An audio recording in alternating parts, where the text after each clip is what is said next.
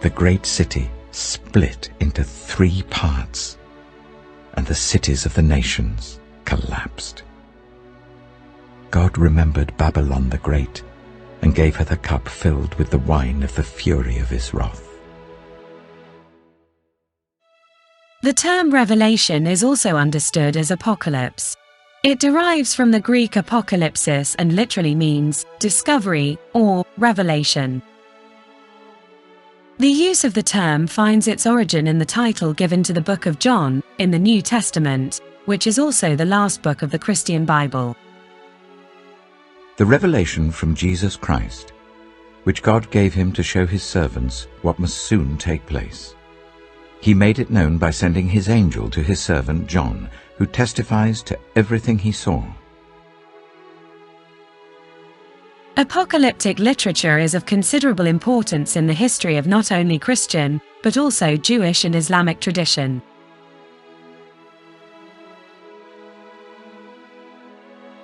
Indeed, the concepts of resurrection from the dead, doomsday, heaven and hell are shared by these 3 faiths. In the Judaic tradition, we have as a source the 3rd book of Enoch, an apocryphal text of Judaic origin, the final redaction of which by the ancient Jewish rabbi Ismail ben Elisha dates back to the 1st century AD.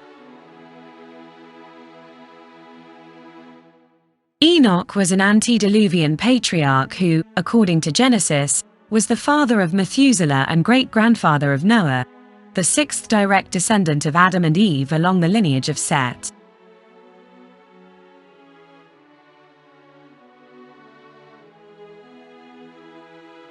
However, the oldest example of apocalyptic literature in the Hebrew Bible is the book of Daniel. There will be a time of distress, such as has not happened from the beginning of nations until then. But at that time your people, everyone whose name is found written in the book, will be delivered.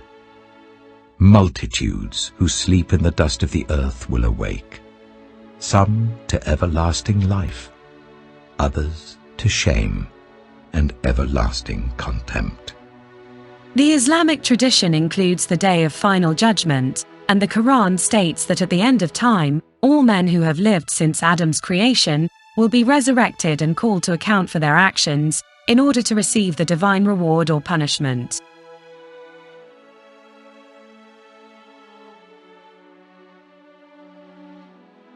Men will then walk along a bridge over the infernal places, where the damned will plunge and be subjected to physical and spiritual torments,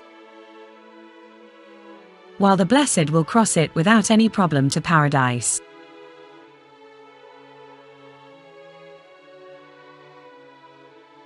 It is not only in monotheistic religions that there is talk of an end of the world and a total renewal of existing reality. Ahura Mazda, deity of Zoroastrianism, by the mouth of Zarathustra promises, after destruction, the renewal of the world and humanity. The Greek philosopher Plato theorized about new life and renewed immortality.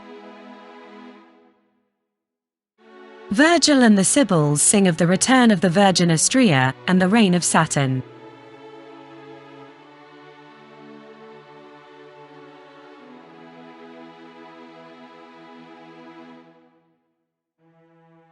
After the destruction of the world, Seneca theorizes the return of the happy era, in which peace and justice reigned on earth.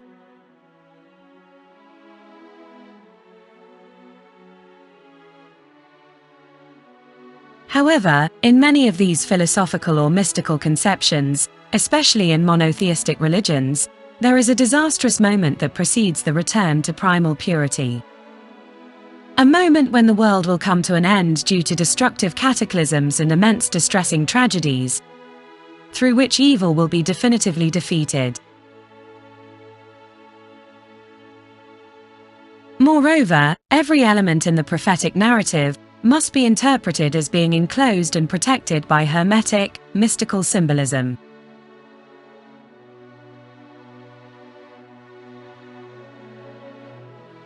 In the Apocalypse of John, the clearest example of apocalyptic literature, the last times of humanity are divided into 3 phases, each one more painful and disastrous than the previous one.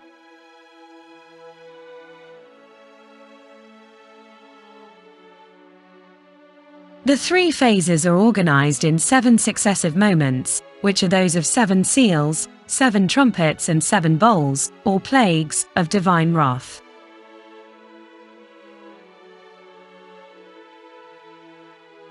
Three is the symbolic number of perfection, and thus completion. In the Jewish tradition, 7 indicates a certain amount of something, quite a lot. Then Peter came to Jesus and asked, "Lord, how many times shall I forgive my brother or sister who sins against me? Up to 7 times?" Jesus answered, "I tell you, not 7 times, but 77 times. In the Apocalypse, 7 is therefore a symbol of a certain period of time, not exactly quantified, but sufficiently long with an abundance of punishments. The 7th seal introduces the 7th trumpet, and the 7th trumpet introduces the 7th bowl. When he opened the 7th seal, there was a silence in heaven for about half an hour. And I saw the 7 angels who stand before God, and 7 trumpets were given to them. When Jesus Christ, the perfect judge of the universe, breaks the first seal, a knight appears with a bow on a white horse, who is crowned and continues his victorious battle to win again.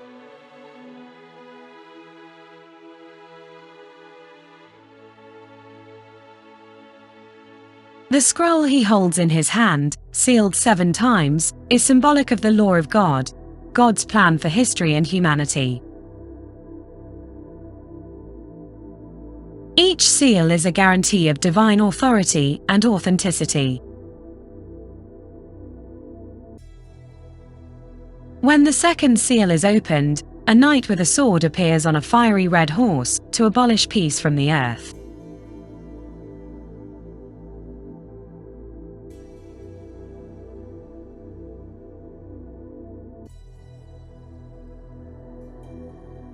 At the opening of the 3rd seal, a horseman appears with scales in his hand, on a black horse. With the 4th seal, appears a horseman on a greenish horse. I looked, and there before me was a pale horse. Its rider was named Death, and Hades was following close behind him. They were given power over 1/4 of the earth to kill by sword, famine, and plague, and by the wild beasts of the earth. Together, these 4 symbolic figures shape the allegory of the ultimate evil that torments the world, but simultaneously of the pain that purifies it. They are characterized by 4 distinct colors: white, black, red, and green. The first of the 4 horses carries an archer, hence a knight skilled in the use of weapons, a symbol of war supremacy. The horse's color is white, symbol of the resurrection. The mystery, represented by the white knight whom God made victorious, would be the victory of good over evil, through the everyday actions of human life.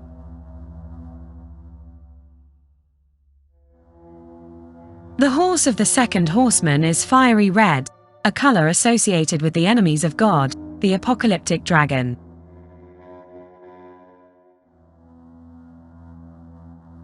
As the sword in the Bible is the symbol of war par excellence, this knight can be understood as a symbol of war.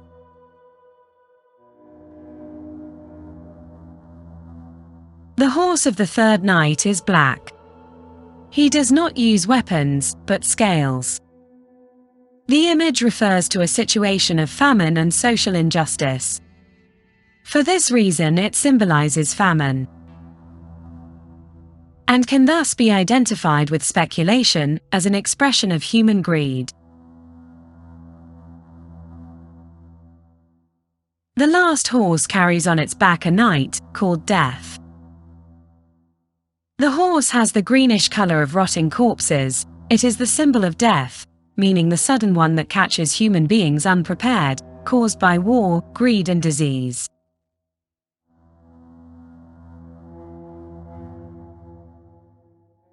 The color white of the first knight conveys the fullness, the completeness of the emotions, and is also a symbol of purity, and thus represents the realization of the good. Blackness is perceived as absence, lack, thirst for justice and fair distribution of goods. Red is perceived as passion, anger, therefore also as the blind violence of war, that refers to spilled blood. Lastly, green is a symbol of putrefaction of corpses, of carcasses abandoned after its passage. Some scholars have interpreted the four horsemen of the first four seals as symbols of the four empires, which precede the coming of the Messianic kingdom. After you, another kingdom will arise, inferior to yours. Next, a third kingdom, one of bronze, will rule over the whole earth. Finally, there will be a fourth kingdom, strong as iron, for iron breaks and smashes everything, and as iron breaks things to pieces, so it will crush and break all the others. When Jesus breaks the fifth seal that closes the scroll rolled up in his hands, martyrs gather around the altar, demanding justice. Each martyr is given a white robe and asked for a little more patience, to wait for the last of them who must soon die, to bear witness to the kingdom of God.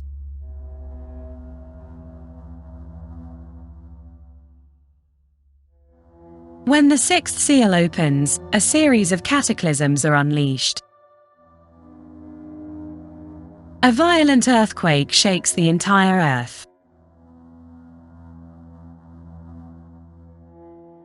The sun is obscured.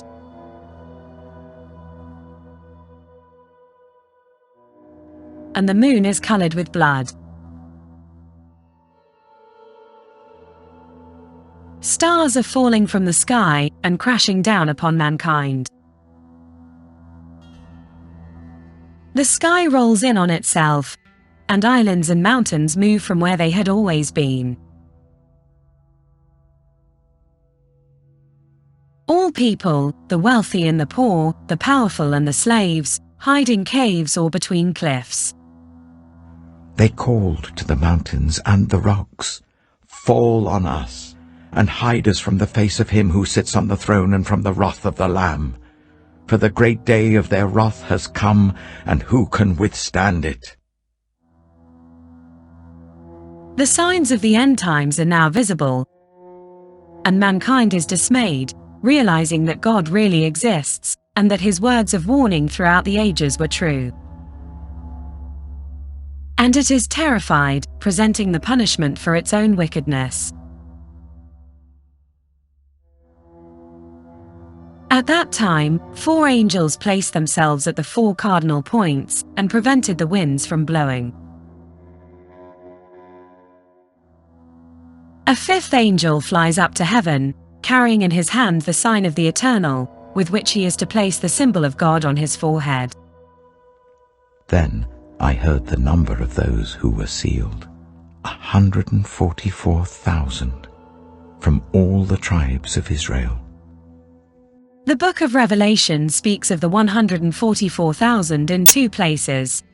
In chapter 7 they are on the earth and are marked on their foreheads with the seal of God, while in chapter 14 they are on Mount Zion together with the Lamb, redeemed from the earth, and bear on their foreheads the name of the Father and the Son.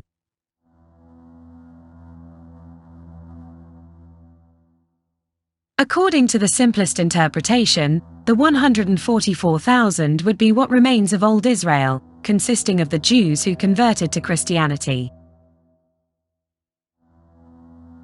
The sign of God is that which identifies the good, those who did good in life.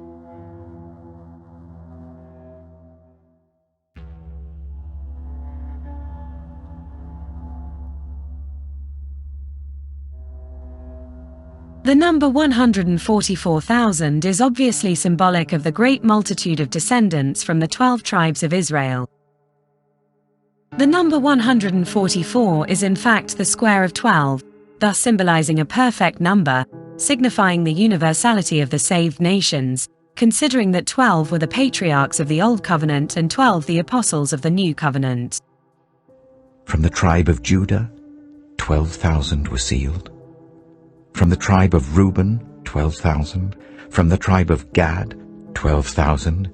From the tribe of Asher, 12,000. From the tribe of Naphtali, 12,000. From the tribe of Manasseh, 12,000. From the tribe of Simeon, 12,000. From the tribe of Levi, 12,000. From the tribe of Issachar, 12,000. From the tribe of Zebulun, 12,000. From the tribe of Joseph, 12,000. From the tribe of Benjamin, 12,000. Then there is an immense multitude of people of every nation, race, and language. And altogether, the martyrs, the 144,000 and the immense multitude, each in white robes and holding a palm, together with the angels, the 24 crowned elders and the 4 living beings crowd around the divine throne. The white robe is a symbol of purity, holiness, innocence, and therefore eternal salvation. The palm branch is a symbol of victory. The mysterious 24 elders are permanently saved beings. Since they wear white robes, they are in a state of final salvation. Since they wear crowns, they have already received the reward for their good lives. And they take part in the unfolding of salvation since they are seated on the throne.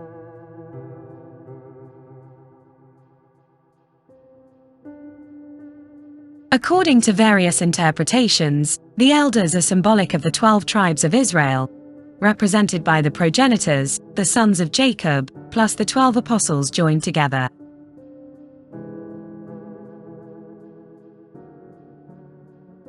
The 4 living creatures originate in the image of the vision of the glory of God in the prophet Ezekiel. There the chariot was contemplated in its mobility. 4 animate beings with their wings indicated in that vision the very presence of God. Their faces looked like this. Each of the 4 had the face of a human being, and on the right side each had the face of a lion, and on the left the face of an ox. Each also had the face of an eagle. Such were their faces. They each had 2 wings spreading out upwards, each wing touching that of the creature on either side, and each had 2 other wings covering its body. Each one went straight ahead. Wherever the Spirit would go, they would go, without turning as they went. These 4 living creatures are also the symbol of creation, with all its peculiar characteristics. Each animal symbolizes a particular quality. Thus, the lion is a symbol of royalty, the ox of strength, the eagle of speed and height, the angel of innocence.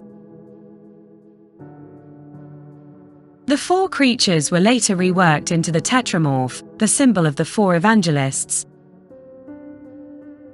with Matthew with the angel, Mark with the lion, John with the eagle, and Luke with the ox. Jesus breaks the 7th seal at this point.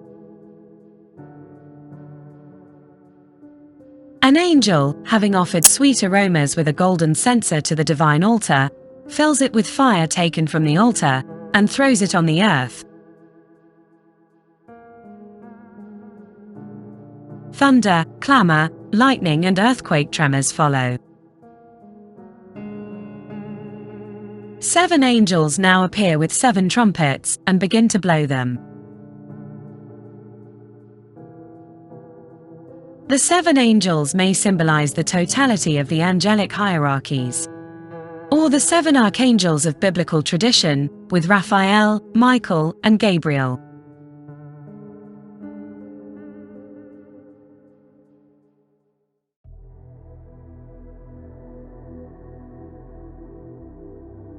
As soon as the first angel sounds the trumpet, hail and fire mixed with blood roar over the earth.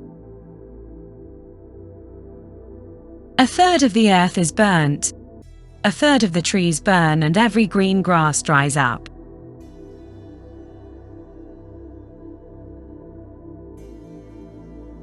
When the second angel sounds the trumpet, a fiery rock as big as a mountain plummets into the sea from heaven.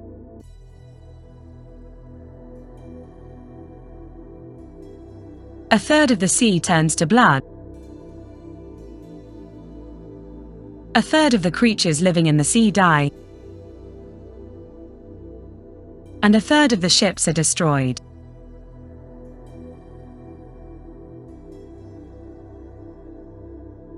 As soon as the third angel sounds the trumpet, a great star falls from heaven blazing like a torch. The star strikes a third of the rivers and springs.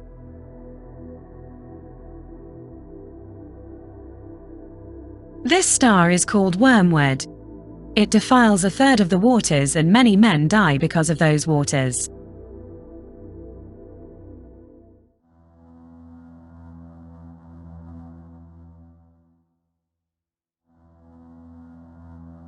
The fourth angel sounds the trumpet, and a third of the sun, moon, and stars are darkened. The day becomes darker as it loses a third of its light, and so does the night.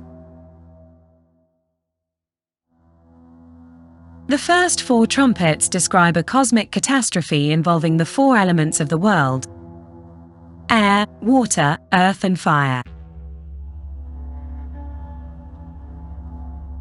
The fifth angel sounds his trumpet. Another star falls from heaven upon the earth, uncovering the pit of the abyss. From this hellish crater, a smoke like that of a great furnace is released, obscuring the sun and the atmosphere.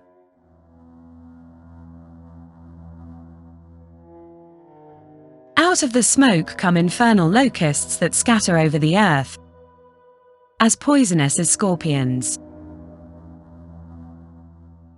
These monstrous locusts are ordered not to harm either grasses, or shrubs, or trees, but only men who have not received the seal of God on their foreheads, that is, the wicked. They must not kill them, but torment them for 5 months. During those days people will seek death, but will not find it. They will long to die, but death will elude them. The appearance of these infernal locusts, icons of the angels who rebelled and became demons, is terrifying. They look like horses ready for war. On their heads they wear crowns that look like gold, and their appearance is like that of men.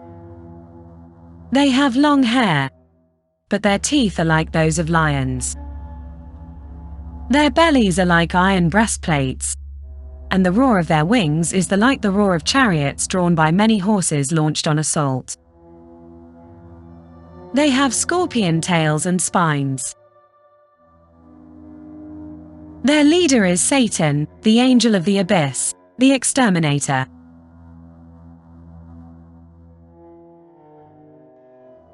When the sixth angel sounds the trumpet, before the multitude of wicked men, overwhelmed and hallucinated by horror, the 4 angels who had been chained near the river Euphrates, and who had been ready from the beginning of time to exterminate a third of mankind, are loosed.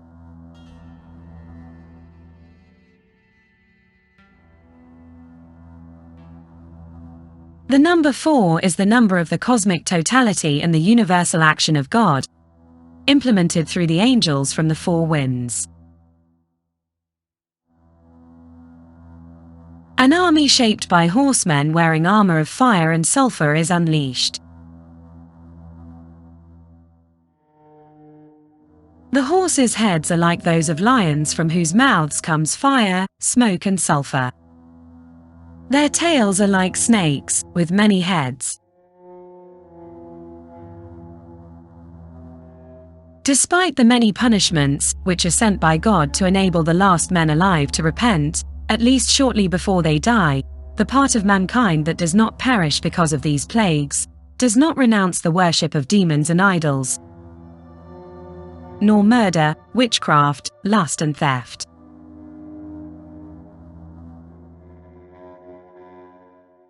At this point, the advent of the Antichrist is foretold, and the death of the two prophets sent back to earth, Elijah and Enoch.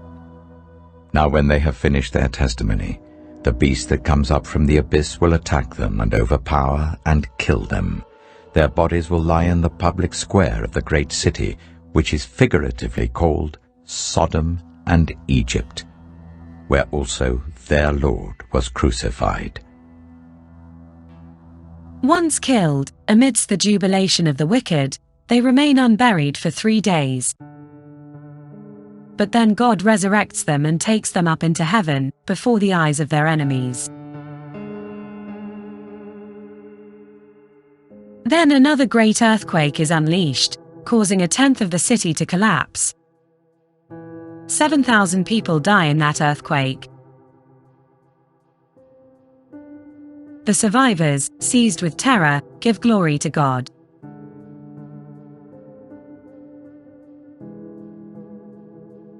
The seventh angel blows his trumpet.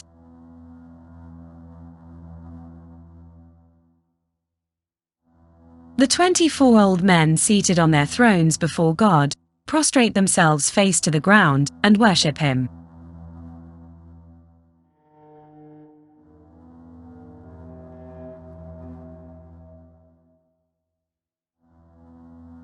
Then God's sanctuary in the sky opens, and the Ark of the Covenant appears within it. Thunderbolts, voices, crashes of thunder, earthquake and a frightful storm of hail ensue.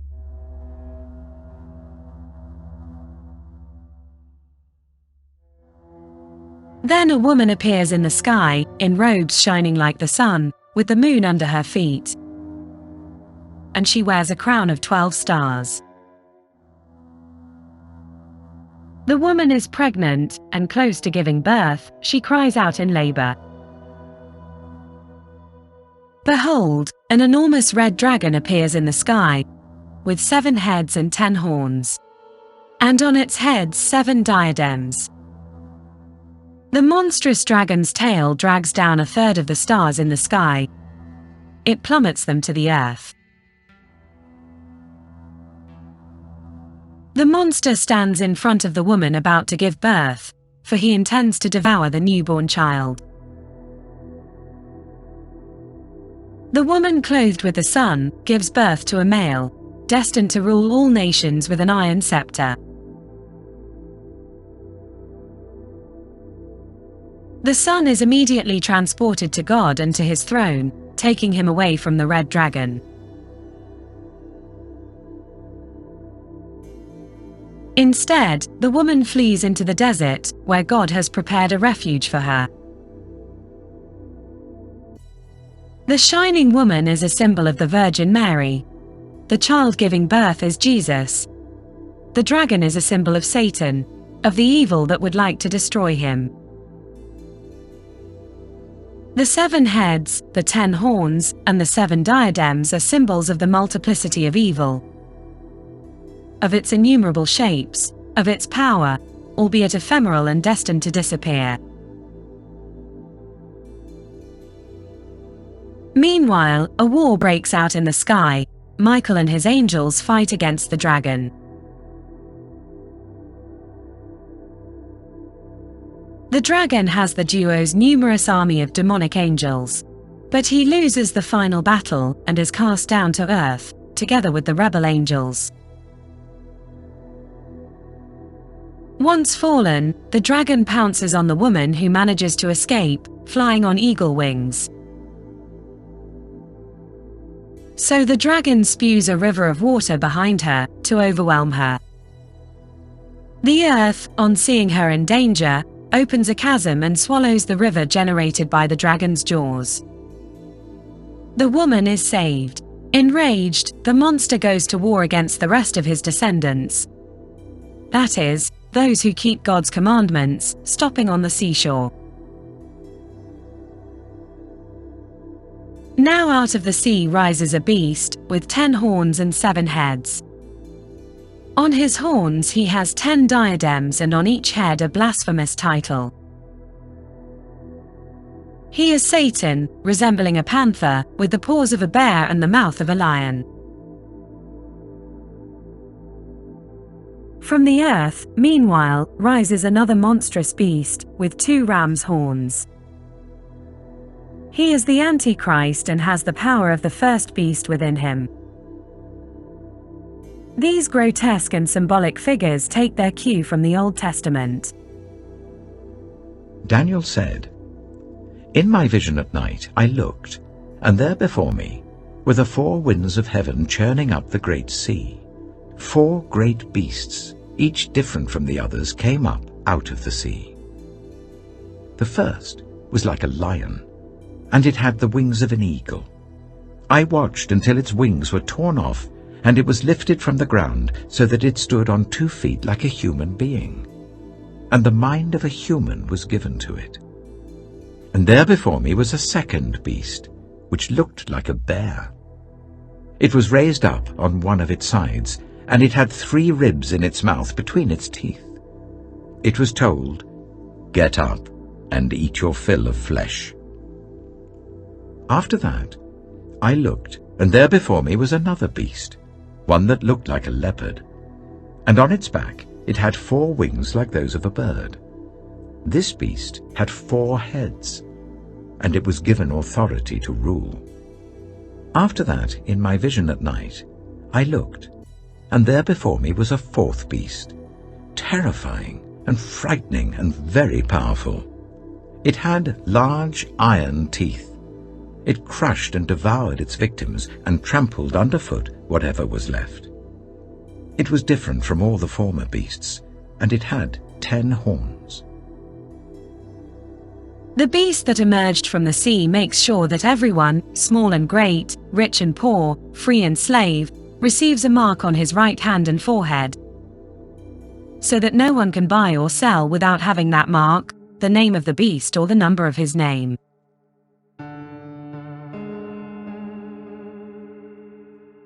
The number of the beast represents a man's name. This number is 666. The currently most accepted interpretation is that 6 is considered a defective number. So 3 times 6 would represent a glaring imperfection, a symbolism that mitigates the vulnerability of the beast.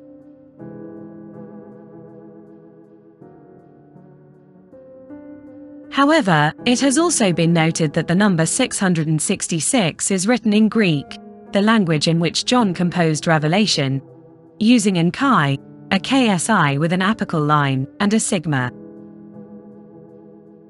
The chi represents 600, the KSI 60, and the sigma represents 6.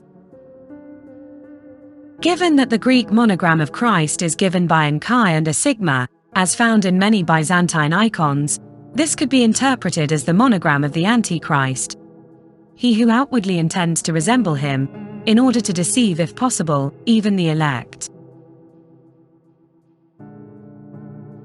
But in reality he is servant and prophet of the devil, and only desires his absolute power. He even dared to aspire to oust the Almighty from his throne, to install himself there. Hence, even his mark, the diabolical monogram imposed on the forehead and hand of his followers, is similar in appearance, but profoundly dissimilar in reality, to the holy and divine sign of Christ.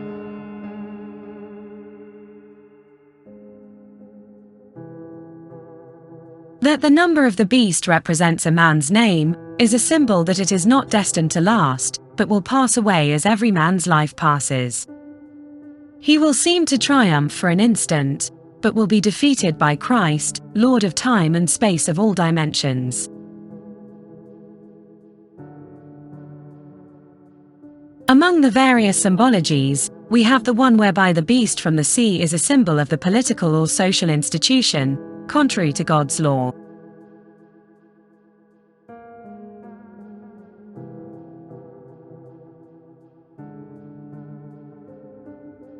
The demonic beast rising from the sea is in short the political institution, which instead of serving humanity for its good, becomes an absolute arbiter, placing itself above good and evil.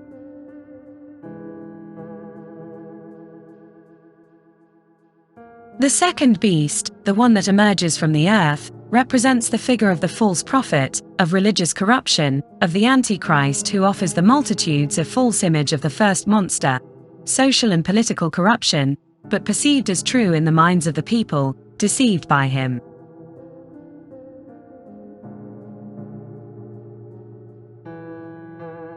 While the blessed around the Lamb of God adore him, an angel flies by holding a gospel. Two others follow him, praising the Lord and admonishing men. The last throws the sharp scythe, which he holds in his hands upon the earth. And with it the vineyard of God's wrath is harvested, filling a huge vat with blood.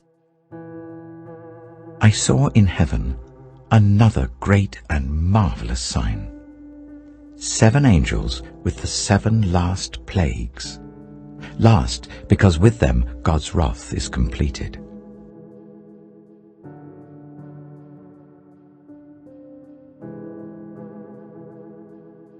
The last phase of punishments on earth begins, before its renewal. Singing, the redeemed stand on a sea of crystal mixed with fire, accompanying the singing with divine harps.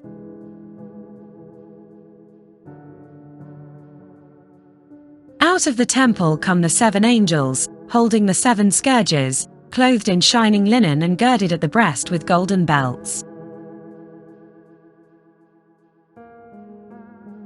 One of the 4 living creatures hands the 7 angels 7 golden bowls, filled with the wrath of God. The first angel pours his bowl over the earth, and generates a painful plague on the flesh of men, bearing the mark of the beast on their foreheads.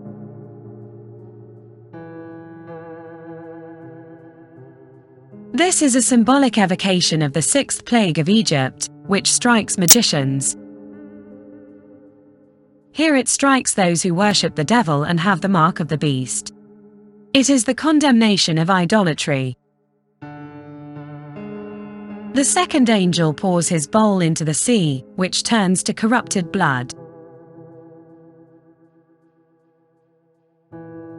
The same happens to the rivers when the third angel pours out his bowl.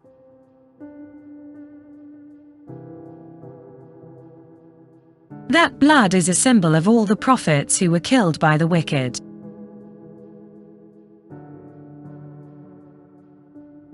The fourth angel pours his bowl on the sun.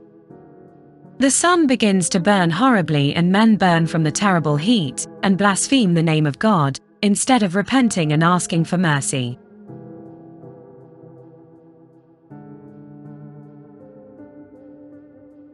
The fifth angel pours his bowl on the throne of the beast, and his kingdom is enveloped in darkness.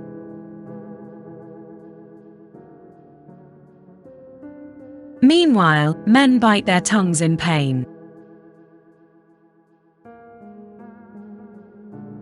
The sixth angel pours his bowl over the Euphrates, and its waters are drained.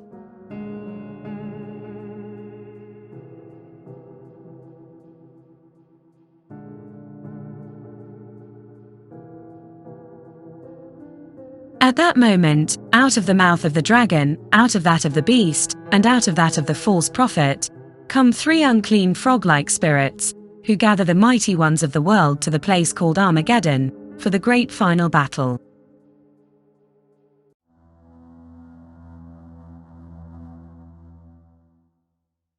Here is a symbolic and abominable anti-Trinitarian vision.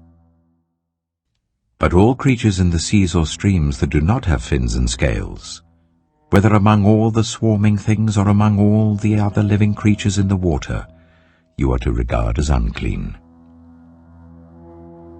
Finally, the seventh angel pours his bowl into the air. Lightning, clamor and thunder followed, with an immense earthquake, the like of which had never been seen before. The great city rips into 3 parts, and all the cities of the earth collapse. Every island disappears and the mountains vanish.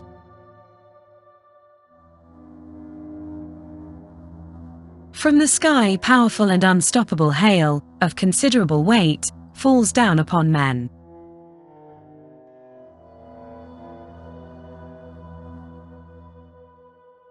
Meanwhile, in the desert, a woman sits atop a scarlet beast, covered in blasphemous names, with 7 heads and 10 horns.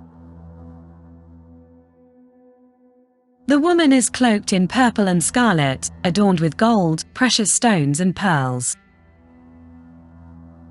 She holds in her hand a golden cup, filled with the abominations of her prostitution. On her forehead is written, Babylon the Great, the mother of harlots and abominations of the earth. She is drunk with the blood of saints and martyrs. The angel explains to John that the 7 heads are the 7 necks on which the woman is sitting. They are also the 7 kings.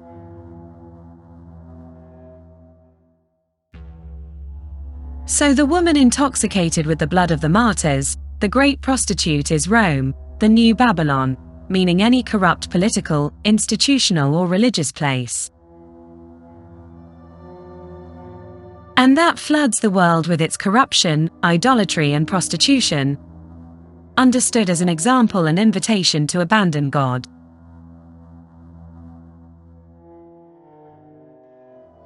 The 10 horns are 10 kings, who have not yet received a kingdom. But they will receive kingly power, for 1 hour only together with the beast. Then they will be defeated by the Lamb of God.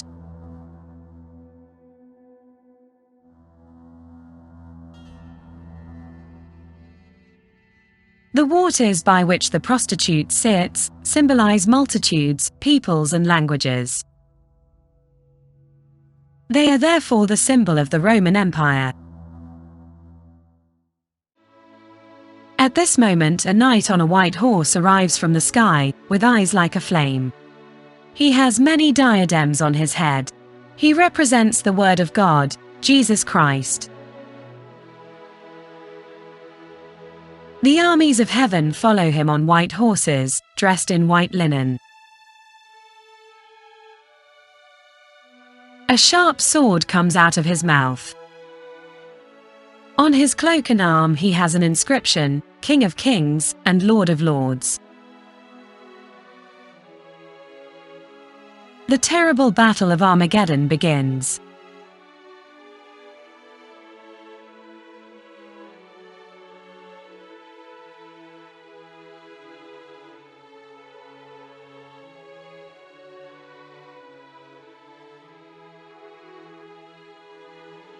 The beast, the kings of the earth and their armies rush to battle. But the beast is captured, and with it the Antichrist, the false prophet who in his presence had worked those miracles, with which he had seduced those who had received the mark of the beast, and had worshipped its statue.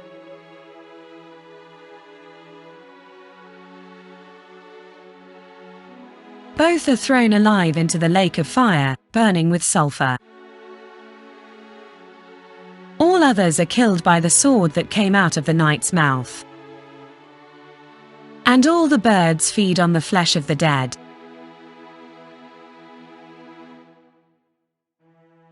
An angel descends from heaven with the key to the abyss, and a great chain in his hand.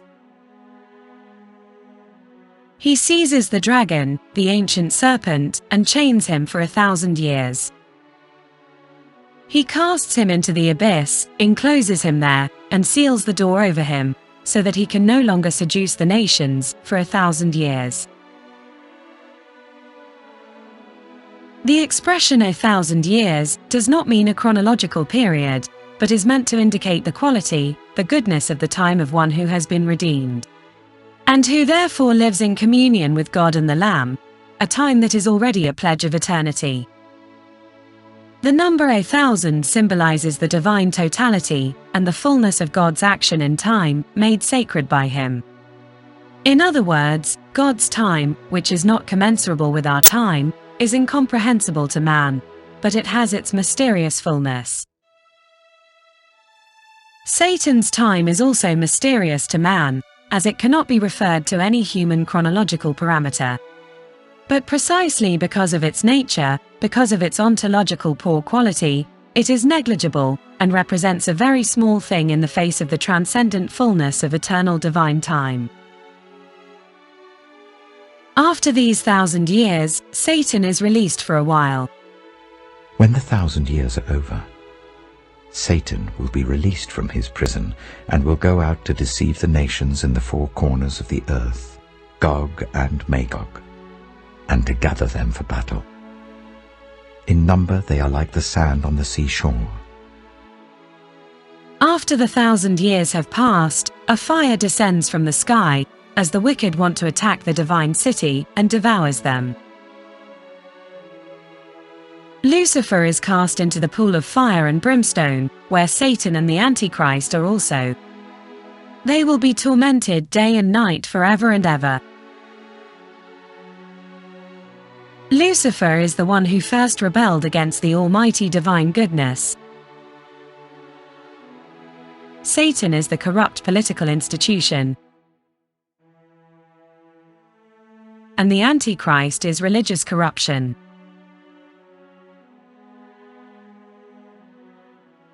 The divine judge proceeds to reward the good and condemn the wicked. And I saw the dead, great and small, standing before the throne, and books were opened. Another book was opened, which is the book of life. The dead were judged according to what they had done as recorded in the books. The sea gave up the dead that were in it, and death and Hades gave up the dead that were in them. And each person was judged according to what they had done.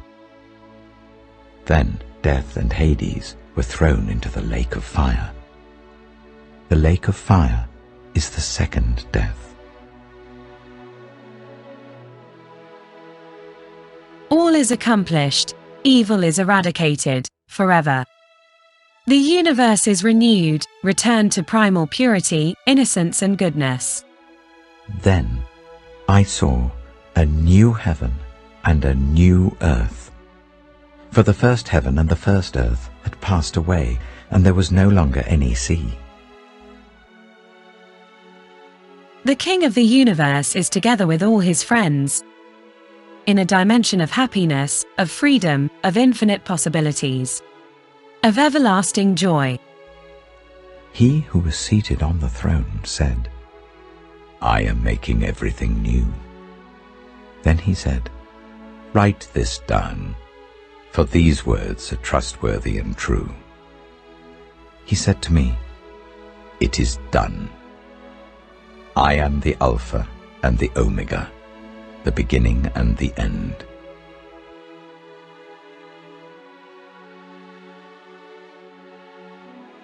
To the thirsty I will give water without cost from the spring of the water of life.